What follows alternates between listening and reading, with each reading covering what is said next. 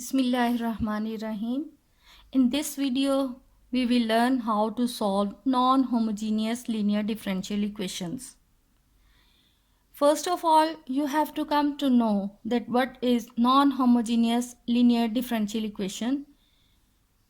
ऐसी differential equation जिसमें f of x मौजूद हो. When f of x is equal 0, then it is called homogeneous linear differential equation.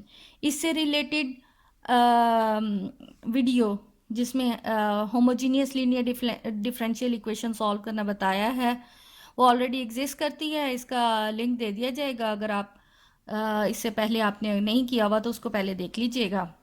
Now अब non homogeneous linear differential equation जो इनका solution हमने find करना है, इनके सोल्यूशन के दो पार्ट्स होते हैं. The first is called complementary function and the second is called particular integral. और इसको हम लिखते हैं y is equal yc plus yp, where yc means complementary function and yp means particular integral.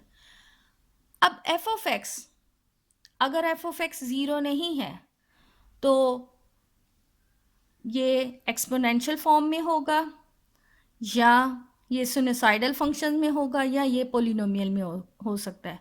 और इसके अलावा इन तमाम का वो प्रोडक्ट भी हो सकता है. ये डिटेल से मैंने एक्सप्लेन किया था अनडिटरमिन्ड कोफिशिएंट वाले वीडियो में, तो उसका भी लिंक दे दूंगी और साथ आप ताकि उसको भी इजीली समझ लें. अब non homogeneous linear differential equation learn करते हैं कि when F of x is in terms of exponential form means yp. अब हमने जो yp कैलकुलेट करना है कि जब हमारे पास ये f ऑफ x जो है वो in terms of exponential form है तो हम उसको कैसे सॉल्व करेंगे. उसके लिए सिंपल एक फार्मूला है, उस फार्मूले को थोड़ा समझ लें और उसके बाद जब हम एक्सरसाइज करेंगे, एग्जाम्पल करेंगे उसकी से रेलेवेंट एक क्वेश्चन, तो वो उम्मीद है कि अच्छे से समझ आ जाएगी. Like when f of x equal e power ax यानी एक्सपोनेंशियल फॉर्म में है, then we have to evaluate 1 over f of d e power ax. ये हमने evaluate करना होगा जब हमारे पास होमोजीनियस के राइट साइड पे, नॉन होमोजीनियस डिफरेंशियल इक्वेशन की राइट साइड पे एक्सपोनेंशियल टर्म है, तो हमें ये एवेल्युएट करना पड़ेगा. और इसके लिए फार्मूला जो हमने यूज़ करना है 1/5 ऑफ डी माइनस ए के ई पावर ए एक्स इक्वल एक्स पावर के ई power A x over k factorial and phi of a. Now phi of d अब क्या है? वो तमाम फैक्टर्स जिसमें हम e की पावर a पुट करें तो इन्फिनिटी ना बनता हो, लेकिन ये d माइनस a सिर्फ वो फैक्टर हम अभी छोड़ देंगे जब ये एक्सपोनेंशियल का ये जो एम्पलीट्यूड है ये हम पुट करें तो ये जो है इन्फिनिटी बन जाता हो.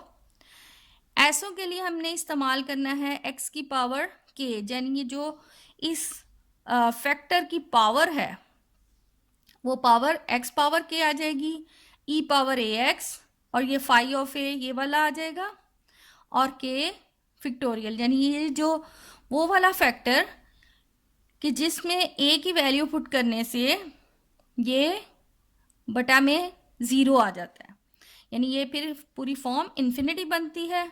सो we will select this formula to solve such parts. इसको अब हम एग्जाम्पल से समझते हैं.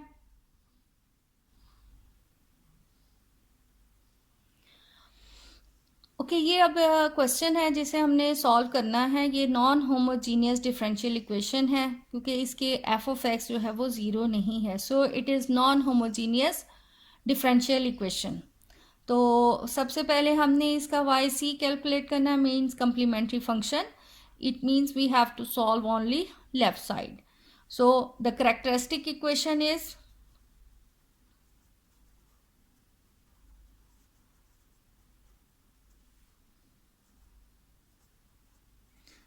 Now characteristic equation is d cube plus 1 equals 0.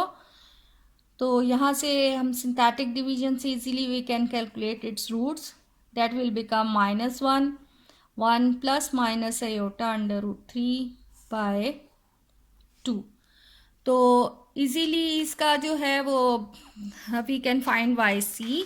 So y c is equal, चूँकि ये हमारे पास -1 इज ए कांस्टेंट, तो ये c1 e पावर -x है और ये पार्ट इसका एक्सपोनेंशियल है. एक्सपोनेंशियल ये सॉरी कॉम्प्लेक्स नंबर है, कॉम्प्लेक्स रूट है.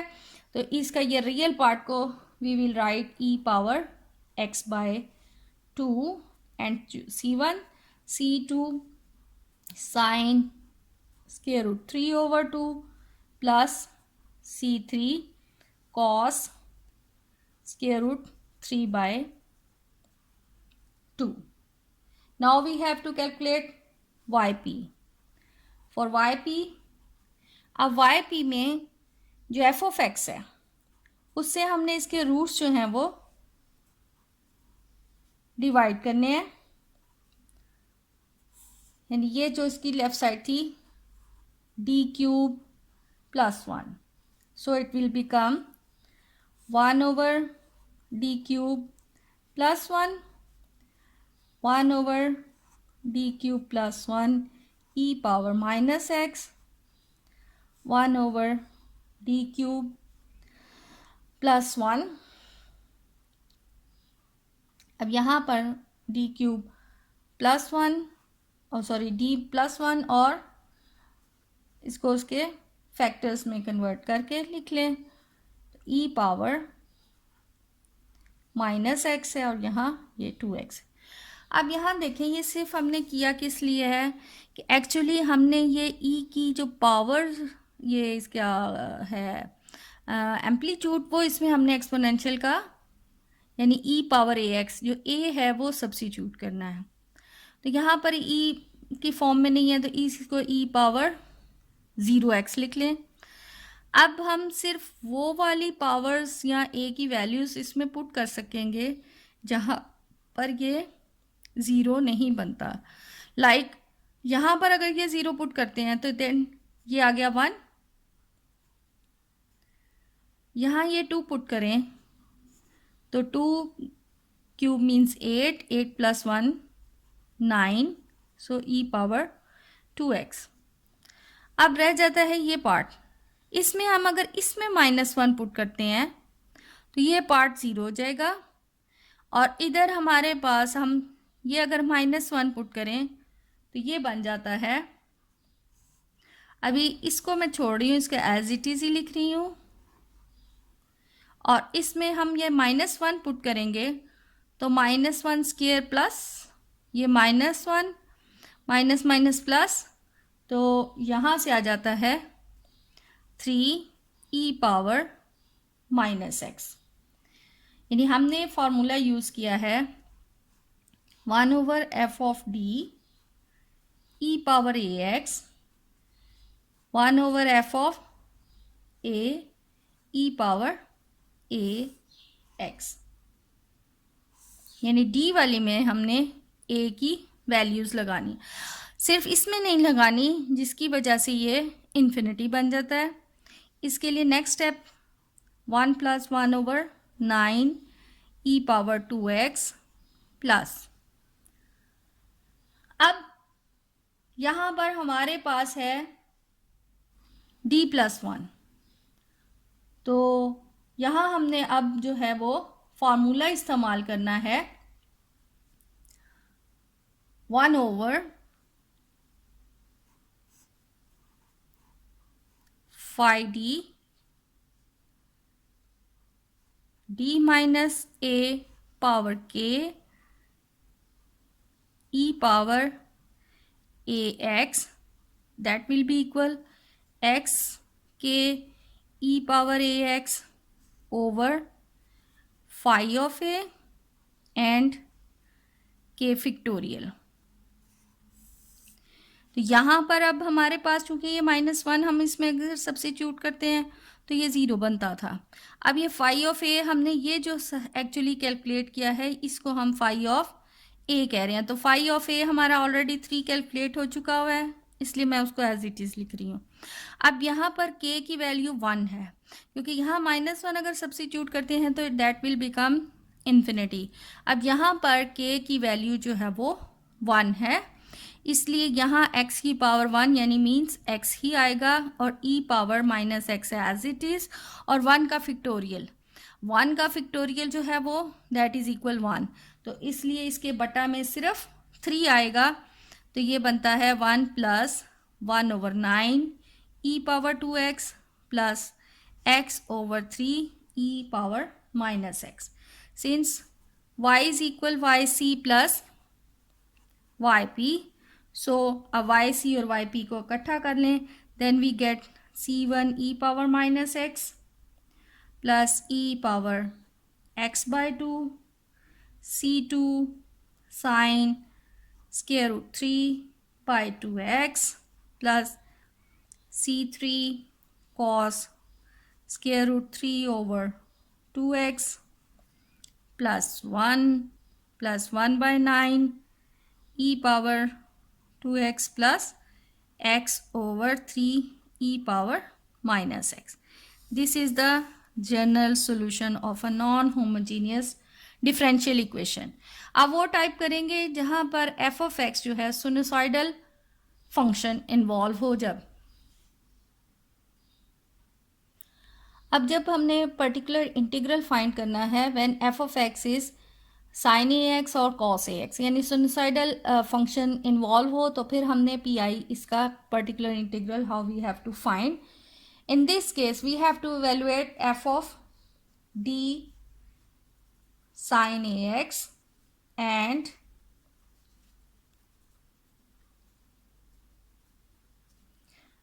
One over F of d cos a x हमें इवेलुएट करना पड़ता है।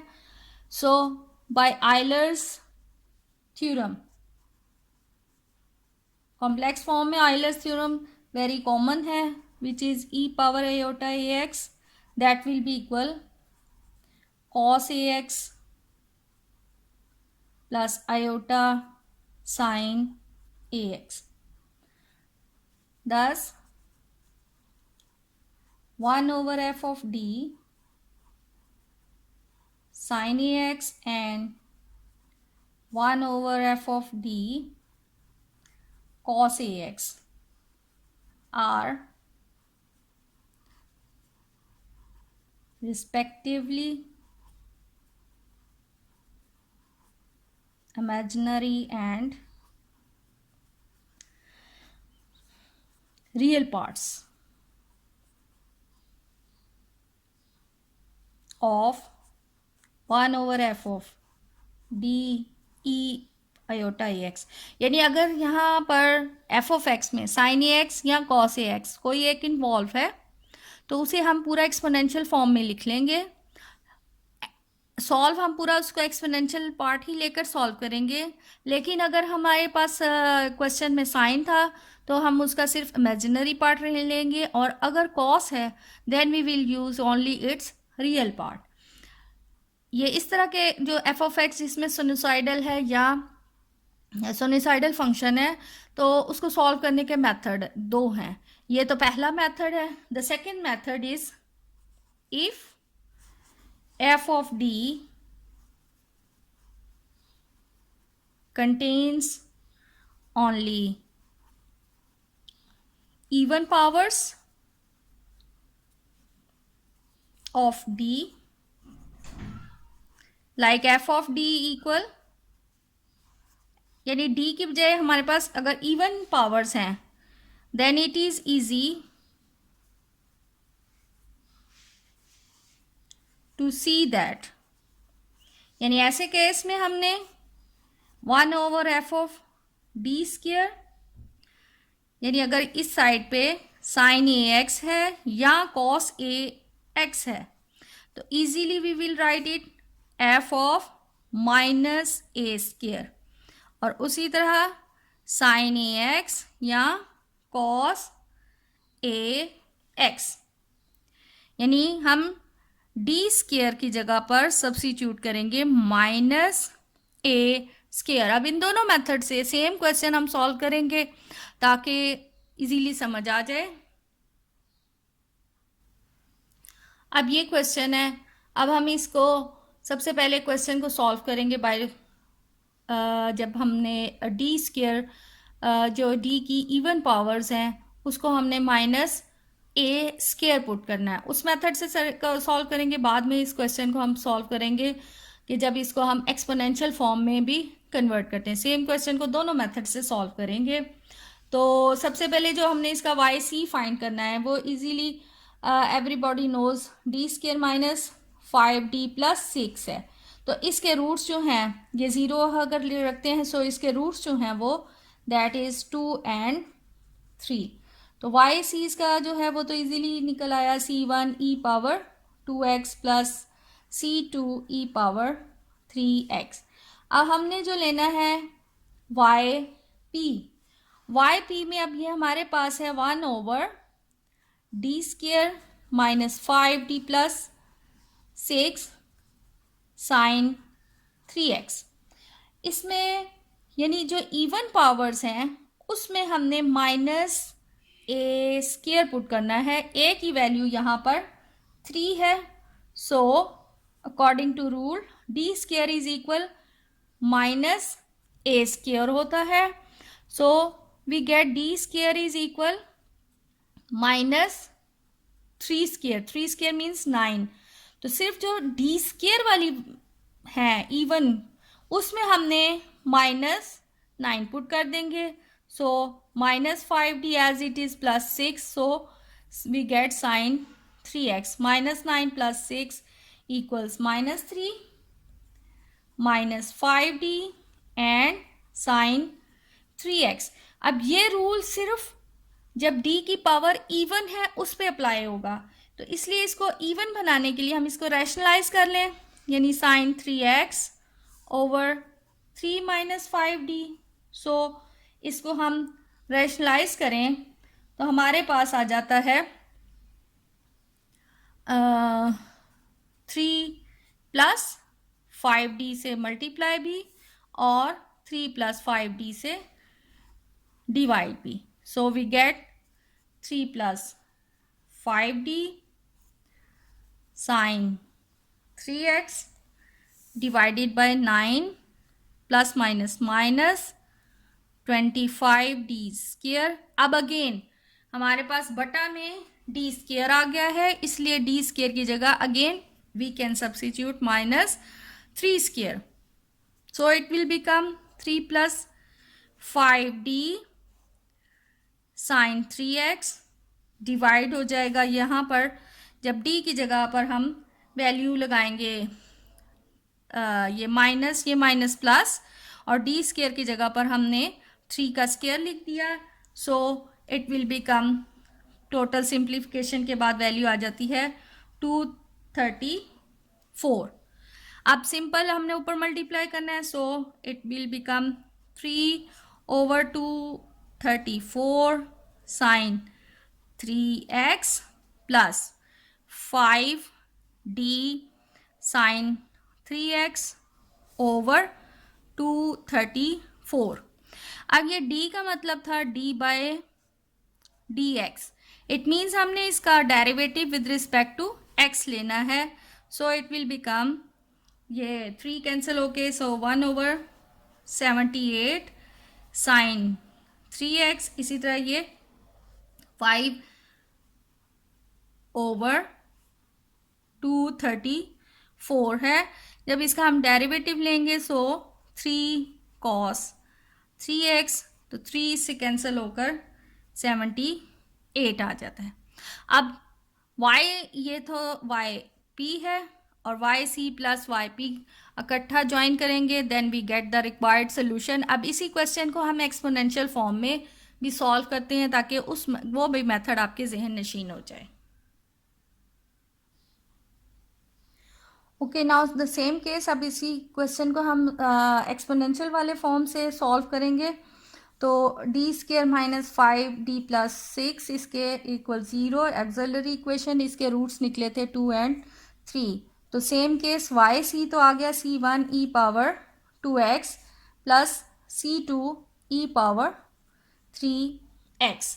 लेकिन अब जो हमने वाई पी कैलकुलेट करना है, तो वाई पी में 1 over d square minus 5d plus 6 sine 3x है।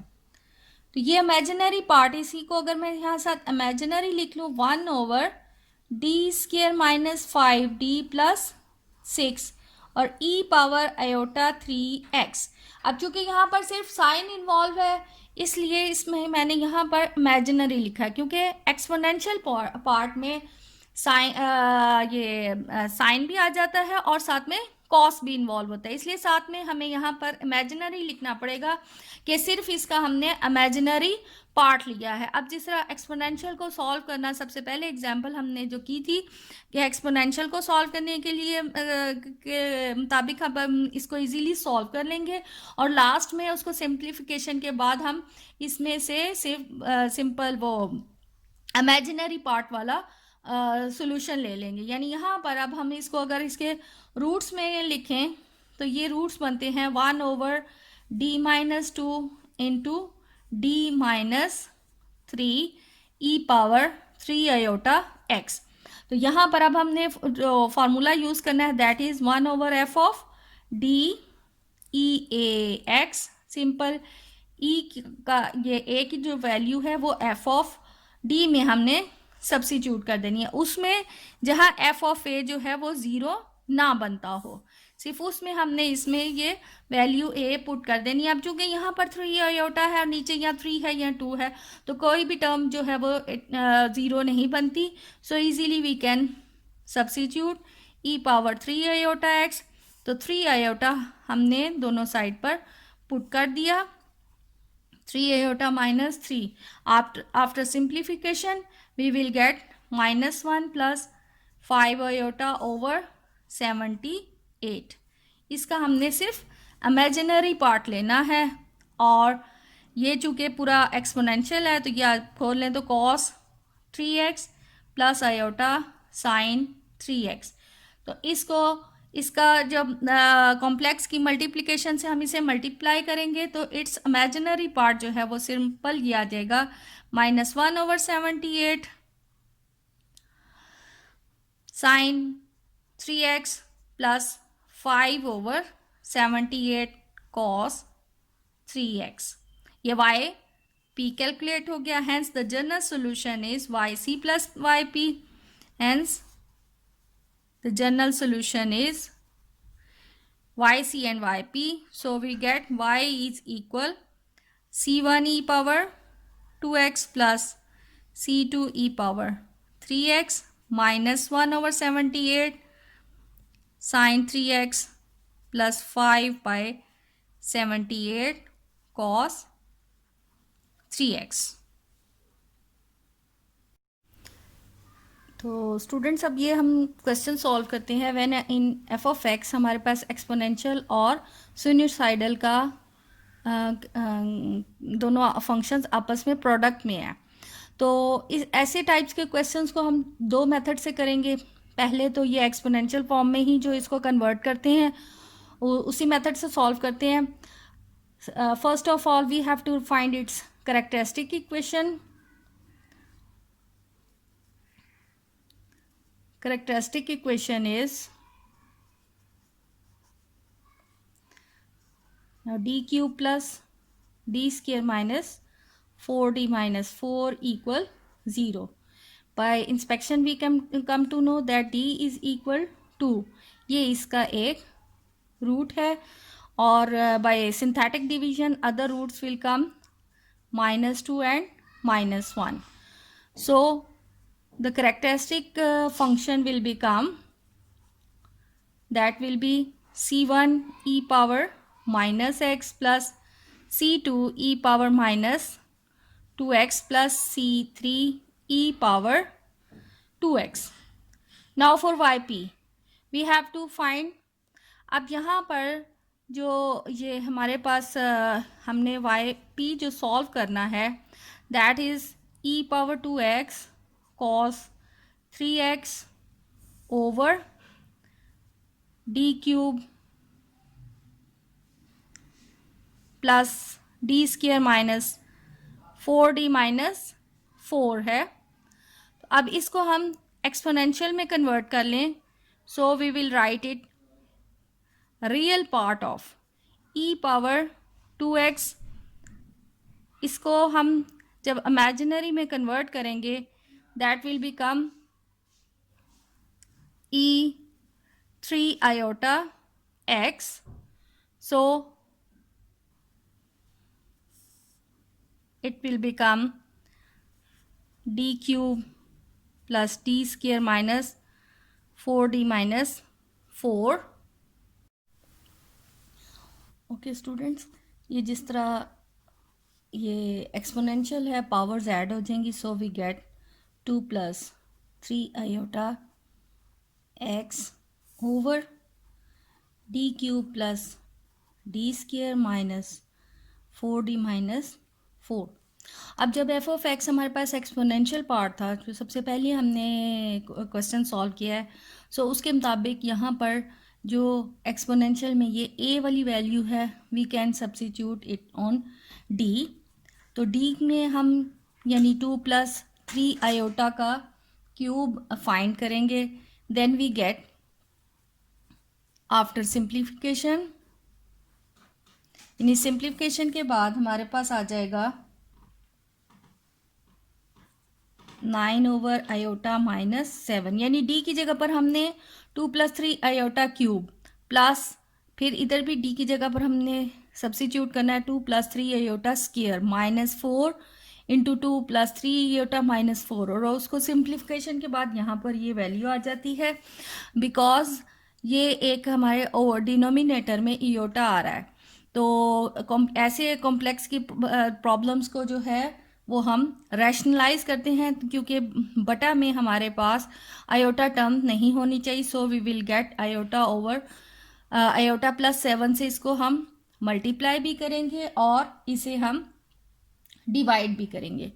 Now we will get real part of e2x। अब यहाँ पर ये e पावर 2x है और इंटू ई पावर 3 आयोटा x। अब 3 आयोटा x को अगर वापस हम वो कॉम्प्लेक्स फॉर्म में, यानी जो कॉस और आइलर थ्योरम यूज़ करते हुए, we can write it as cos 3x plus iota sine 3x and into iota plus 7 divided by 9 iota square plus minus minus 7 का square means 49, and you know that iota square is equal -1. So real e power 2x। अब इसकी भी हम अगर multiplication कर लें तो iota cos 3x, ये जिसके मल्टीप्लाई हो जाएगा तो आयोटा स्क्वायर, और iota square equal -1, so minus sine 3x plus 7 cos 3x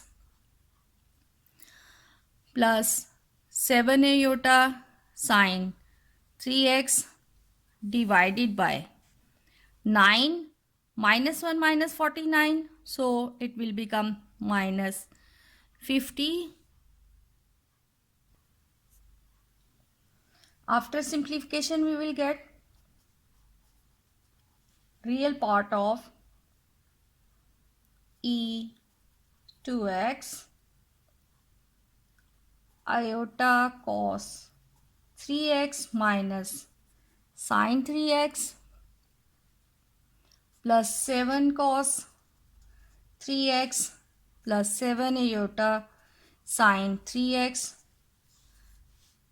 divided by -450। अब यहाँ चूंकि हमने रियल लिखा हुआ है, so we have to only equate real part. तो रियल पार्ट इसका है e 2x, यानी जिसमें आयोटा टर्म इन्वॉल्व नहीं है. So we will get minus sine 3x plus 7 cos 3x divided by minus 450. Finally we get e 2x sin 3x minus 7 cos 3x divided by 450. Hence our general solution is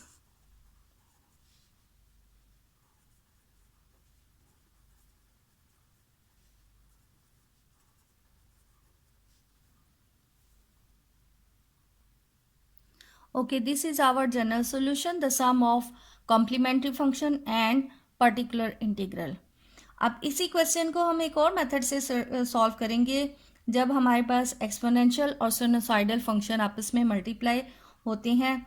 this method is called exponential shift. तो दूसरा method इसी example को solve करने के लिए है exponential shift method. इसमें यह है कि अगर हमारे पास जिसका एक्सपोनेंशियल जो है e पावर a x, इसमें ये a जो है that should not be equal to 0, यानी नॉन ज़ीरो है. तो ऐसे केस में हम d को रिप्लेस करेंगे बाय d प्लस a. तो इस मेथड को एक्सपोनेंशियल शिफ्ट मेथड कहते हैं.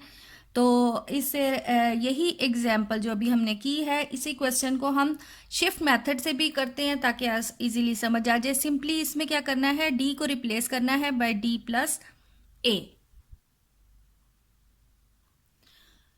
तो यहाँ पर ये क्वेश्चन, इसका फर्स्ट पार्ट तो सिमिलर ही है, कैरेक्टरिस्टिक इक्वेशन. इसके रूट्स जो हैं वो 2 - 2 - 1, तो वाई सी इसमें यहाँ आ जाएगा. अब हमने जो सॉल्व करना है पर्टिकुलर इंटीग्रल, यानी हमने वाई पी लिया. Y p is 1/d-2 into d plus 2 d plus 1 e power 2x cos 3x. So by shift method we have to replace d by d plus 2. ठीक है, हमने d को we have to replace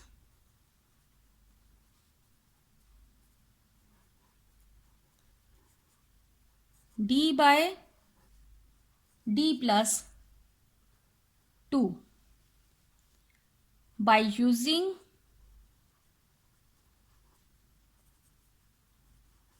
shift method. तो shift method में अब हम exponential part को इस साइड पे लिख देंगे कि हमने शिफ्ट मेथड इस्तेमाल कर लिया है. सो जब हम इस d को d प्लस 2 से रिप्लेस करेंगे, यानी ये a वाली टर्म जो है इस वक्त हमारे पास 2 है. So we have to replace d by d plus 2. तो यहाँ d और d प्लस 2 लिखा, तो ये -2, देन वी गेट d, और यहाँ पर d प्लस 2 पुट करने से d plus 4 and d plus 3 cos 3x by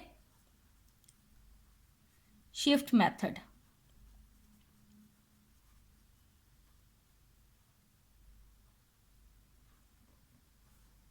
okay, अब यह हमारे पास cos वाली यानी एक सिनुसाइडल फंक्शन बन गया है. सिनुसाइडल फंक्शन में हमने डी स्क्वायर को -a² सब्सिट्यूट करना था, यानी सिर्फ वो वाली पावर उनमें हम सब्सिट्यूट कर सकते हैं जो d की इवन पावर्स हैं. अगर हम इसे मल्टीप्लाई करके वापस खोलें, then we get d³ plus 7d² plus 12d and cos 3x, यानी फैक्टर्स को हमने सिंपली मल्टीप्लाई किया है. नाउ अब हमने सिर्फ d की जो इवन पावर्स हैं उसको -a², यहाँ a हमारे पास इस वक्त 3 है, तो हम -3² पुट करेंगे. तो यहाँ पर जब हमारे पास हमने सिर्फ d² को -3² पुट करना है, तो ये d³ है. तो d³ जो है वो बन जाएगा -9d. इसी तरह यहाँ d² में -3² सब्सिट्यूट किया, देन फाइनली वी गेट -63। चूँकि ये सिंपल d है इसलिए इसमें हमने d स्क्वायर जो है वाली वैल्यू वो पुट नहीं कर सकते, तो ये एज इट इज़ आ जाएगा 12d and cos 3x। So e2x over, जब हमने इसको सिंप्लीफिकेशन की then we get 3d minus 21 cos 3x। तो इसको अगेन ये रूल इस्तेमाल करने के लिए इसको हम रैशनलाइज कर लेते हैं, यानी d प्लस 21 से मल्टीप्लाई भी एंड d प्लस 21 से डिवाइड भी। Then we get e2x d plus 21 cos 3x divided by 3 d square minus 441. In this way we can replace d square is equal minus 3 square. So finally we will get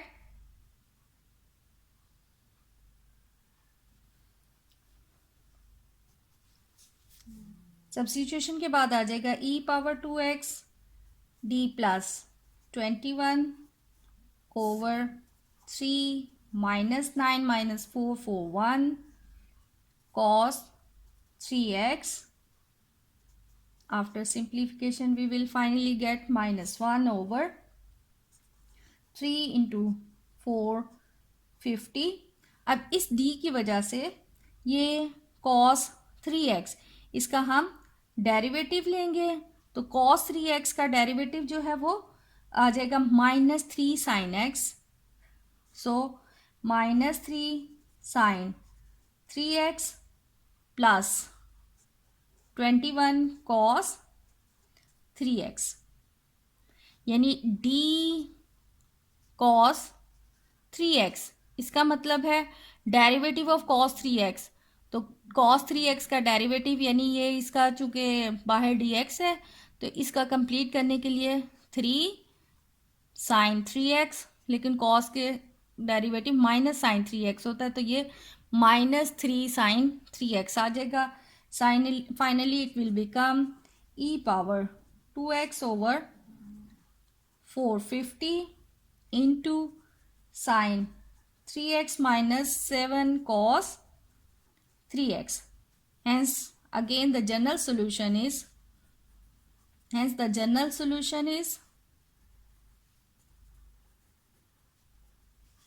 y equal yc plus yp, that will be c1 e power minus x plus c2 e power minus 2x plus c3 e power 2x plus e power 2x over 450 into sin 3x minus 7 cos 3x। अब ऐसे question जिसमें exponential और sinusoidal function का product हो तो चाहे उसको example method 1 से सॉल्व कर लें या उसे शिफ्ट मेथड से सॉल्व कर लें, दोनों ही मेथड ठीक है। अब हम सॉल्व करेंगे when f of x is a polynomial, तो उस एग्जाम्पल को किस तरह सॉल्व करते हैं। तो जब हमारे पास f ऑफ x एक पोलिनोमियल एक्सप्रेशन है then we will solve it by binomial expansion. तो बाइनोमियल एक्सपेंशन की सीरीज़ क्या है कि 1 plus x power n that will be equal 1 plus n x plus n into n minus 1 over 2 factorial x square plus n into n minus 1 n minus 2 over 3 factorial x cube and so on. ये binomial expansion इसमें इस्तेमाल होगी, इसलिए इसका theorem जो है इसकी expansion मालूम होनी चाहिए। ओके, ये अब हमारे पास एक क्वेश्चन है जिसमें f ऑफ x हमारे पास एक पोलिनोमियल है, पोलिनोमियल ऑफ डिग्री 3। अब इसे हमने सॉल्व करना है, तो सबसे पहले इसकी जो कैरेक्टरिस्टिक की इक्वेशन है, characteristic equation that will be d cube minus 2d plus 1 equals 0. So By synthetic division, we come to know its roots is 1 and d square plus d minus 1 equals 0. So इसके roots आ जाते हैं 1 and -1 plus square root 5 over 2, -1 minus square root 5 over 2. तो ये अब हमारे पास ये इसके roots आ गए. सो इस complementary function is c1 e power x plus c2 e power -1 plus √5 over 2 plus c3 e power -1 minus √5 over 2, साथ में यहाँ x आएगा. ये पार्ट अगर किसी को ना समझ आए तो वो homogeneous differential equations, how to solve homogeneous differential equation of higher order, वो वीडियो आप ज़रूर देख लीजिएगा, वो काफ़ी डिटेल में बताई है. Now we have to find y p. Now for y p ये हमारे पास 1 over d cube -2d plus 1 है.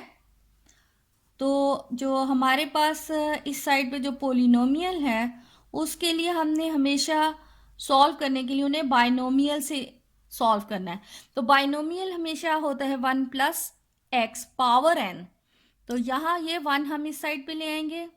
So we can write it out as 1 plus d cube -2d 2x cube -3x square plus 4x plus 5.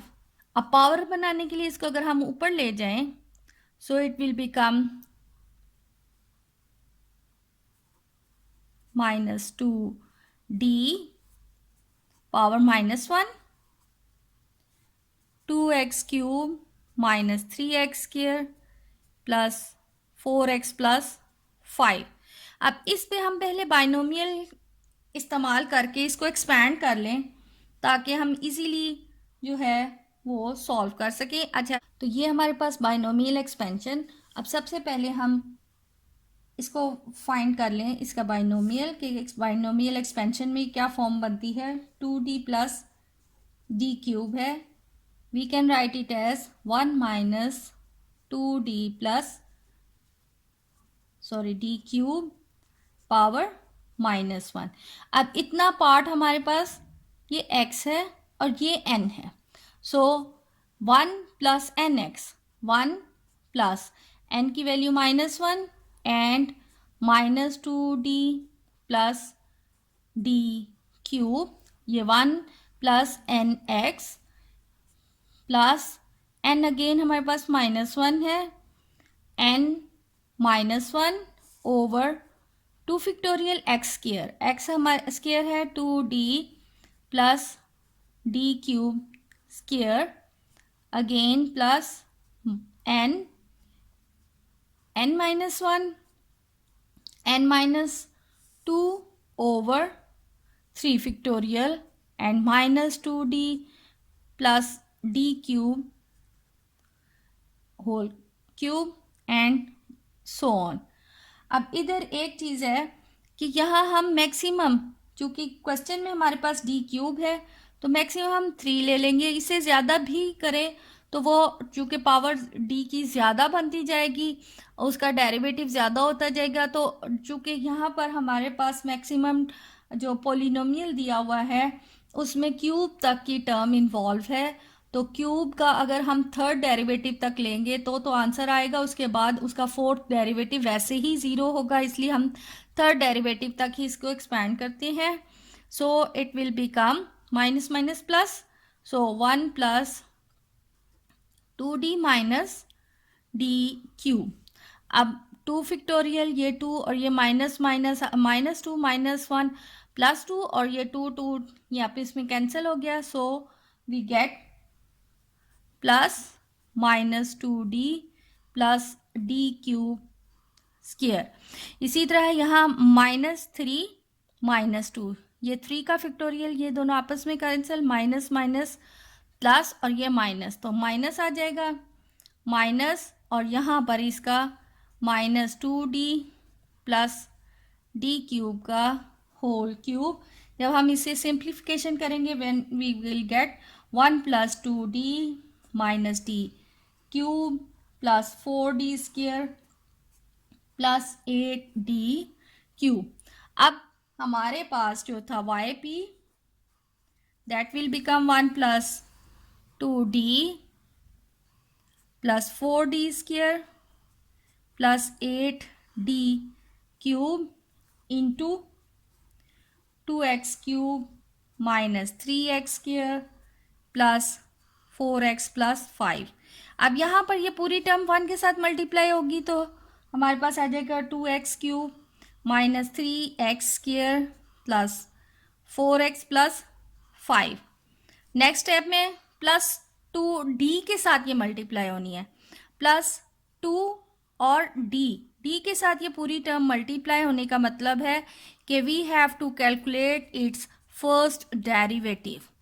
Next +4d square, d square का मतलब है इसका हमने second, इस टर्म का हमने second derivative we have to calculate. 4x plus 5 and plus 8d cube, so it will be 2x cube minus 3x square plus 4x plus 5। यानी यहाँ पर हमने इसका फर्स्ट डेरिवेटिव कैलकुलेट करना है। फर्स्ट डेरिवेटिव आ जाता है 6x माइनस 6x प्लस 4 और 5 इज ए कांस्टेंट, सो उसका जो है 0 आ जाएगा। अब यहाँ पर इसका डी स्क्वायर लिखा हुआ है, डी स्क्वायर मीन्स हमने इसका सेकेंड डेरिवेटिव लेना है। तो फर्स्ट डेरिवेटिव इतनी टर्म का आता है 6x, और अगेन चूंकि सेकेंड डेरिवेटिव लेना है तो 6x का डेरिवेटिव जो है वो 6 आ जाएगा सेकेंड डेरिवेटिव। और यहाँ पर भी -3 × 2 = 6x, फर्स्ट डेरिवेटिव 6x बनता है लेकिन सेकेंड डेरिवेटिव लेंगे तो 6 आ जाएगा, प्लस 4x, इसका फर्स्ट डेरिवेटिव लिया तो 4 आता है, सेकेंड डेरिवेटिव को चूंकि कांस्टेंट है तो ऑलरेडी 0 आ जाएगा। इसी तरह 5 इज ए कांस्टेंट, तो 5 का फर्स्ट डेरिवेटिव ही 0, तो सेकेंड डेरिवेटिव का तो सवाल ही नहीं आता। अब अगेन यहाँ d क्यूब है तो it's first derivative is 6x, second derivative is 6 and third derivative is 0, और बाकी सब का तो वैसे ही थर्ड डेरिवेटिव सेकेंड डेरिवेटिव ही लेने से जो है वो टर्म 0 हो जाएंगी। तो ये सारी टर्म 0 हो गई। So after simplification we will gate,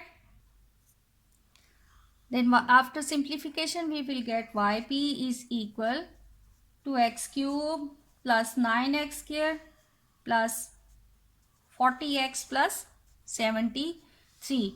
Hence the general solution is